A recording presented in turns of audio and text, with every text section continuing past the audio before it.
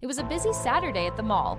A group of friends, Maya, Alex, Chloe, and Noah, decided to do some shopping.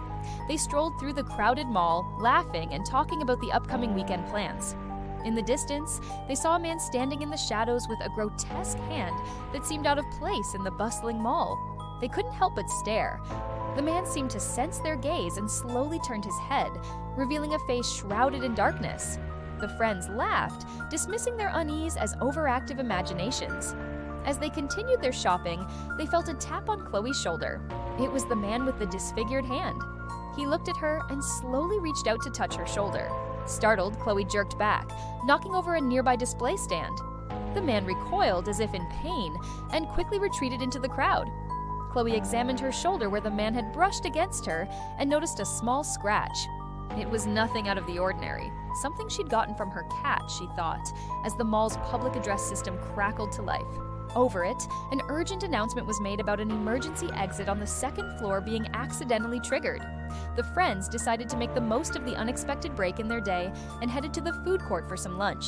But as they ate, a searing pain shot through Chloe's arm. She screamed as her entire arm began to twist and warp, contorting into an unnatural angle.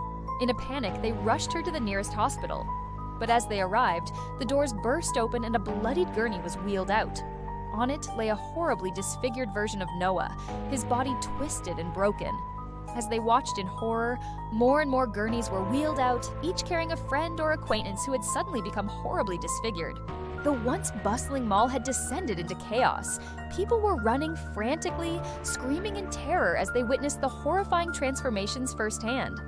Alex, Maya, and Chloe found themselves fighting for their lives, desperately trying to escape the mall as their own bodies began to succumb to the inexplicable disease.